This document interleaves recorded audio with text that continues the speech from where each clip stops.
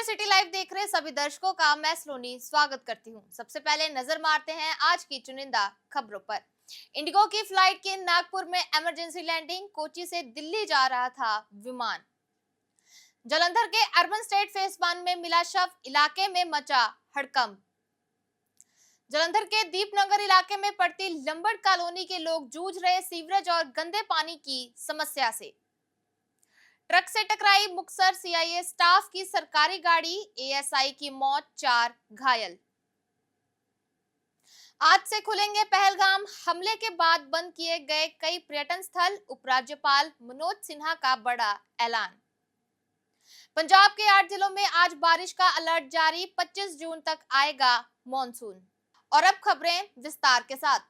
बम होने की सूचना के बाद इंडिगो के विमान की नागपुर में इमरजेंसी लैंडिंग कराई गई। जानकारी के अनुसार कोची से दिल्ली जा रही इंडिगो की फ्लाइट की नागपुर एयरपोर्ट पर आपात लैंडिंग कराई गई है। विमान में सवार सभी यात्री सुरक्षित हैं।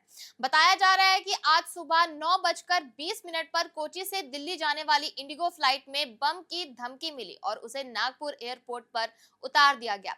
यात्रियों को सुरक्षित बाहर निकाल लिया गया है। जानकारी के अनुसार इंडिगो की फ्लाइट सुबह 9:20 बजे केरल के कोचीन अंतरराष्ट्रीय हवाई अड्डे से दिल्ली के लिए रवाना हुई और बीच हवा में ही उसे बम की धमकी मिली और उसे नागपुर हवाई अड्डे पर डाइवर्ट कर दिया गया। मामले की जांच जारी है। हवाई अड्डे पर सुरक्षा बढ़ा दी गई है और केंद्रीय औद्योगिक सुरक्षा बल और स्थानीय पुलिस सक्रिय रूप से धमकी के स्रोत की जांच कर रही है। देर रात जलंधर के अर्बन स्टेट फेज 1 इलाके में उस समय हड़कंप मच गया जब पेट्रोल पंप के पास एक शव मिला। मौके पर पहुंचे लोगों ने पुलिस प्रशासन को सूचित किया, जिसके बाद थाना नंबर 7 की पुलिस मौके पर पहुंची और आगे की कार्रवाई शुरू कर दी। सूचना पाकर जब मृतक के परिजन मौके पर पहुंचे तो उन्होंने बताया कि मृतक 15 साल का था और गुरजीत नगर का रहने वाला था। मृतक के पिता ने बताया कि वह शराब पीने का आदी था, जिसके बाद देर शाम शराब पीकर आने पर उसे किसी कारण से घर से निकलने से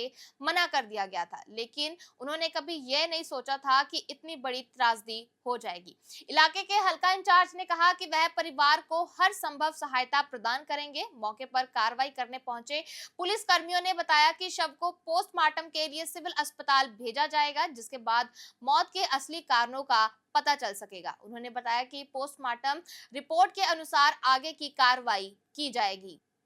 एक तरफ जहां पंजाब में कई मामले कोरोना के सामने आ चुके हैं और इसके साथ साथ आने वाले समय में डेंगू जैसी बीमारियों का भी फैलने का खतरा है। ऐसे में सेहत विभाग और नगर निगम बिल्कुल आंखें मूंद कर बैठे हुए हैं। इसकी जीती जागती मिसाल देखने को मिली जलंधर के दीपनगर इलाके की लंबड़ कॉलोनी में, जहां के लोग इन दिनों गंदे और सीवरेज के पानी की समस्या से जूझते हुए दिखाई दे रहे हैं। लोगों का कहना है कि पिछले 6 महीने से यह गंदा पानी इसी तरह इस इलाके की गलियों, यहां तक कि घरों के सामने तक फैला हुआ है, जिससे लोग बीमार पड़ रहे हैं। उनका कहना है कि घरों में बुजुर्ग और बच्चे भी हैं जो गंदे पानी के चलते किसी भी समय भयंकर बीमारी की चपेट में आ सकते हैं। उनके मुताबिक प्रशासन द्वारा इस और कोई ध्यान नहीं दिया जा रहा। बठिंडा में सोमवार मंगलवार की मध्य रात्रि को थाना रामपुरा सदर एरिया अधीन आते चंडीगढ़ नेशनल हाईवे पर जा रहे एक ट्रक के पीछे स्कॉर्पियो गाड़ी की तेजधार टक्कर हो गई। हादसे में आगे बैठे एएसआई जलंधर सिंह की मौत हो गई, जबकि पिछली सीट पर बैठे इंस्पेक्टर राजवीर सिंह, हवलदार मनप्रीत सिंह, जगरूप सिंह, कुलजीत सिंह गंभीर रूप से घायल हो गए।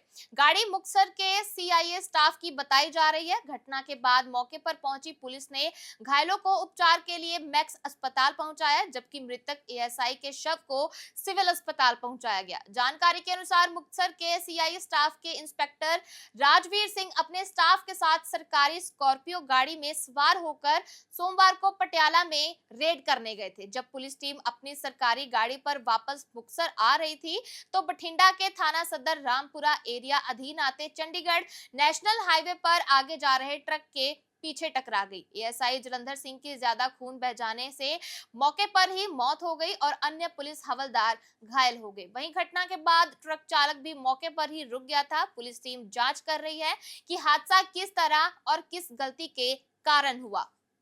जम्मू कश्मीर के उपराज्यपाल मनोज सिन्हा ने ऐलान किया है कि 22 अप्रैल को हुए पहलगाम में आतंकी हमले के बाद सुरक्षा कारणों से बंद किए गए पर्यटन स्थल और पार्क आज चरणबद्ध तरीके से फिर से खोले जा रहे हैं। यह फैसला उन्होंने वार्षिक अमरनाथ यात्रा की तैयारियों की समीक्षा के दौरान अनंतनाग जिले का दौरा करते हुए लिया। मनोज सिन्हा ने बताया कि सभी जिलों के सुरक्षा आकलन रिपोर्ट मिलने के बाद घाटी और जम्मू क्षेत्र के पर्यटकों की आवाजाही धीरे धीरे बहाल की जा रही है। उन्होंने कहा 22 अप्रैल के आतंकी हमले के बाद कई जगहों को सुरक्षा कारणों से बंद करना पड़ा था। अब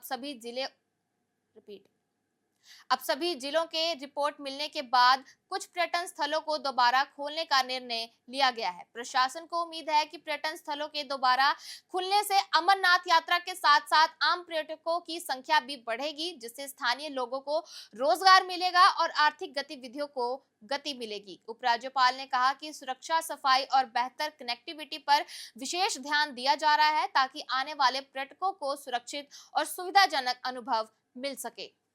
पंजाब के 8 जिलों में आज बारिश का अलर्ट जारी कर दिया गया है। 50 किलोमीटर प्रति घंटे से हवाएं चलेंगी और 25 जून तक मानसून शुरू होने की आशंका जताई जा रही है।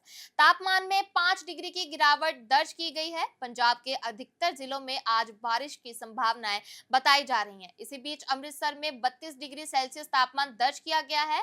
वहीं जालंधर में 30 डिग्री सेल्सियस तापमान दर्ज किया गया है। तेज हवाएं चलेंगी और बारिश होने की संभावना जताई जा रही है। वहीं जालंधर में सुबह हल्की बूंदाबांदी भी देखने को मिली। बात करें लुधियाना की, तो लुधियाना में 29 डिग्री सेल्सियस तापमान दर्ज किया गया है, जहां बारिश होने की संभावना जताई जा रही है।